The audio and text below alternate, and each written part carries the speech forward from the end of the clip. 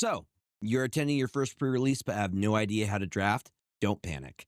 This guide will help you build something playable and may even get a few wins. Please like, comment, and consider following for more great Magic content like this. Let's get into the pre-release draft guide in 3 minutes or less. Pre-releases are limited sealed drafts. That means you will open your 6 packs plus your promo card, and you can use whatever is in them to build your deck. Your deck will be 40 cards. You could do more if you want. I wouldn't recommend going above 41. If you are looking for the draft archetypes in the TMNT set, check out my last vid. So, you've opened your packs, now what? I recommend first sorting by color. Take a look at your rares and mythics. Those will most likely be what you're building around. See what you have the most of and what you can make work in your colors. When drafting, we use the acronym BREAD. B for bombs, your rare and mythics, as well as high mana creatures. These cards close out the game. You will usually have anywhere from 1 to 4 bombs in your deck. R for removal. These cards remove threats. There are many forms of removal in Magic the Gathering. Cards that destroy, cards that enchant, cards that exile, cards that bounce. You're looking for around 4 to 6 cards that provide removal. E is for evasion, cards that get around blockers, cards with flying, menace, can't be blocked by X, etc. You want cards that get around vanilla bodies. A is for aggro or ability, cards that support a fast, aggressive strategy, or creatures with strong utility abilities like scry triggers, card draw, tutorings for land, etc. And then D is for dirt or duds. These are the cards that are left over. These are the ones that you aren't going to be using. You are shooting for around 15 to 16 creatures. You also want to look at your mana curve. Most of the cards that you have should be 2 and 3 drops. Preferably, you would have more 2 drops than any other cost. This gives the mana curve of your deck a nice bell curve.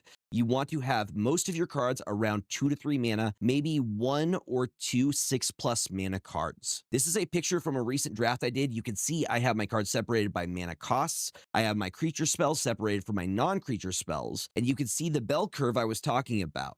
I have 16 creature spells and I have 8 non-creature spells. As for lands, you are looking to have 15 to 17 lands. Most likely you will be in 2 colors, but if there's a good removal in another color, don't be afraid to splash a 3rd color in. The way I go about choosing which lands I need, I will count the number of color pips on the cards. That gives me an idea of what color I will need the most of and least of. Your LGS should have a land station that you can use to build your decks and select how many of each land type you would like. Now, the cards that you don't end up using, but that are still good, are in your sideboard. You can swap cards between your best of 3 games, so you may find that something isn't working, so you tweak and make changes as you go. Don't be afraid to experiment and have fun. You're going to make mistakes, and most likely won't even place top 8 in your first pre-release. That shouldn't stop you from learning and having a fantastic evening with a bunch of other nerds that love this game. If you end up going to a pre-release event this weekend, bookmark this vid and let me know how it goes.